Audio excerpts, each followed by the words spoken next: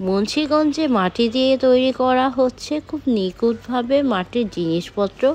এই যে যে জিনিসটি দেখতে পাচ্ছেন, এটি প্রদীপ জ্বালানোর একটি পাত্র। এত ছোট ছোট করে কিউটভাবে এগুলো তৈরি করা হয়। খুবই সুন্দর এই মাটির জিনিসপত্র। এখন তো আমরা স্টিল বা কাচের জিনিস খুব ব্যবহার করে থাকি, কিন্তু একটা সময় ছিল বা এখনও অনেক জায়গায় প্রচলন রয়েছে মাটির জিনিসপত্রে, যেগুলোর কাজ আপনার মনকে অবশ্যই স্পর্শ করে থাকবে। এত সুন্দর আর এত নিখুঁতভাবে তারা কাজগুলি করে থাকে। শুধু তাই নয়, এই নিখুঁতভাবে কাজগুলো করার পরে তারা এগুলো এরকম আগুন দিয়ে পুড়িয়ে তারপর শেষ যে পদক্ষেপ রয়েছে সেটা দিয়ে থাকে। এবং এটার মাধ্যমে এই যে যে চুলাটা দেখতে পারতেছেন, এটার মাধ্যমে পুড়িয়ে তারপর রোদে শুকিয়ে তারা এগুলো সেল করে থাকে। হ্যালো এভরিওয়ান, আসসালামু আলাইকুম। আমরা আজকে চলে যাচ্ছি মুন্সিগঞ্জে। এই শীতের সকালে আমরা চলে গিয়েছিলাম চুরাইন বাজারে, যেটি মুন্সিগঞ্জে অবস্থিত। এই দেখুন চুরাইন বাজারে যে খাল রয়েছে সেই খালটা দেখা যাচ্ছে। আর শীতের সকালে খুবই ভালো লাগতেছিল, আসে ঠান্ডা পরিবেশ ছিল। আর সেখানে ঘুরতে ঘুরতে এই সুন্দর একটা বাড়ি পেয়ে গেলাম। এই পুরনো বাড়িগুলো দেখতে কিন্তু খুবই ভালো লাগে। আর এই যে উঠোনের ওপরে মুরগি থাকে, তারপর এই খড় থাকে, এগুলো দেখতে খুবই ভালো লাগে। যাই হোক, আমরা গিয়েছিলাম পাল বাড়িতে, যেখানে মাটির জিনিসপত্র তারা বানিয়ে এই যে রোদে শুকা দিয়ে রেখেছে। আমরা পাল বাড়িতে ঢুকে দেখি যে প্রদীপ জ্বালানোর যে পাত্র রয়েছে সেটি বানানো হচ্ছে। দাদার সাথে অনেক কথা হচ্ছিল। পালবাড়ির লোকেরা বছরের পর বছর বংশ পরম্পরায় এই ধরনের জিনিসপত্র বানিয়ে থাকে। বাচ্চারা বাহিরে খেলাধুলা করছিল। এই যে কিউট একটা বেবি দেখতে পারতেছেন, ও এই বাড়ির বাসিন্দা। আর এই বাড়ির সকল সদস্যরাই এই ধরনের মাটির জিনিসপত্র বানিয়ে থাকে। এখানে কলস থেকে শুরু করে দৈনন্দিন জীবনে যে ধরনের হাঁড়ি পাতির প্রয়োজন হয় সেগুলো বানানো হয়। এগুলোতে দই পাতা হয়। দইয়ের যে পাত্রগুলো রয়েছে সেগুলো এই পাত্রগুলো প্রথমে মাটি দিয়ে মেশিনের মাধ্যমে আকার দিয়ে থাকে, তারপর রোদে শুকিয়ে তারপর মাটির চুলোয় সেগুলো পুড়িয়ে তারপর কালার করা হয়।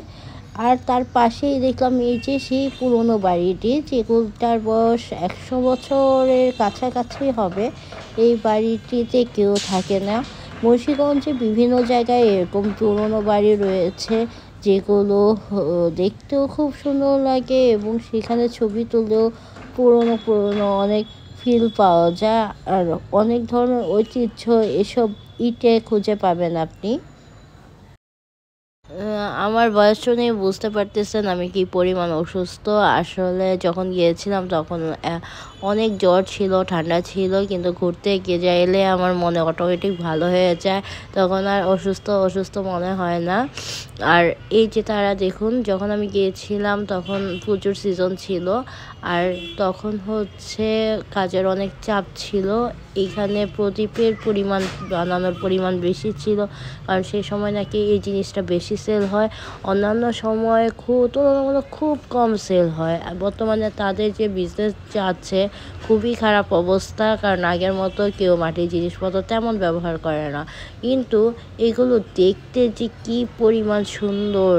আর আপনারা জানেন কি না যে এই মাটির জিনিসপত্রে খাবার খেলে আপনাদের অনেক ধরনের রোগবালাই কমে যায়। আর ঘুরতে ঘুরতে আবার সেই বানরের এলাকায় আমরা চলে গিয়েছিলাম, যা আমি আমার আগের একটা ভিডিওতে দেখিয়েছি। যদি সম্ভব হয় ভিডিওটা দেখে নেবেন। আর এই এলাকার পাশে, মানে যে পাল বাড়ি ছিল সেই এলাকার পাশেই এই বানরের এলাকাটা। ওই পাল বাড়িতেও বানর অ্যাটাক করে। এই যে দেখতে পারতেছেন দোকান, সবাই এই বানরের জন্য অতিষ্ঠ। শুধু তাই নয়, এই পালবাড়ির লোকজনও বলতেছিল যে ঘরে কিছু রাখা যায় না বানরের জন্য। তবে বানর কেন অ্যাটাক করবে না, তাদের যে পরিমাণ খাবারের প্রয়োজন হয় সেই পরিমাণ খাবার এখানে পাওয়া যায় না, বিধায় হলো তারা মানুষকে অ্যাটাক করে থাকে। এগুলো হচ্ছে দই পাতানোর যে হলো হাঁড়ি, দই এগুলোতে বানানো হয়। আর এই ধরনের মেশিন ছাড়াও আরও বিভিন্ন ধরনের মেশিন রয়েছে, এগুলো বানাতে অনেক সময় লাগে, রোদের প্রয়োজন হয়। রোদ যদি ঠিকঠাক মতো পাওয়া যায় তখনই হচ্ছে এই সুন্দর সুন্দর জিনিসগুলো বানানো যায়, আর রোদ না থাকলে তাদের অনেক ক্ষয়ক্ষতি হয়ে থাকে। আর শেষে হচ্ছে এই মাটির চুলোয় দিয়ে তারপর হচ্ছে সম্পূর্ণ কাজটি সম্পাদিত হয়। বাংলাদেশের প্রায় প্রতিটা অঞ্চলেই বা প্রতিটা গ্রামেই এরকম মাটির শিল্পকর্ম রয়েছে। আপনাদের গ্রামে কোন এলাকায় হচ্ছে এই ধরনের শিল্পকর্ম পাওয়া যায়, যদি কমেন্টস করে জানান তাহলে হয়তো বা কোনো সময় গিয়ে আমি সেগুলো দেখে আসবো বা ভিডিও বানিয়ে আসবো। যেহেতু সকালে গিয়েছিলাম তাই চুরান বাজারেই আমরা হচ্ছে নাস্তা করেছিলাম, আর সেই এলাকার দই অনেক বিখ্যাত, মিষ্টি অনেক বিখ্যাত, সেগুলো ট্রাই করেছিলাম। আর আশেপাশে গ্রামটা ঘুরে ঘুরে দেখছিলাম। আজকের ভিডিওটা এই পর্যন্তই। সবাই ভালো থাকবেন। ভিডিওটি ভালো লাগলে অবশ্যই লাইক কমেন্টস করবেন। আল্লাহ হাফেজ।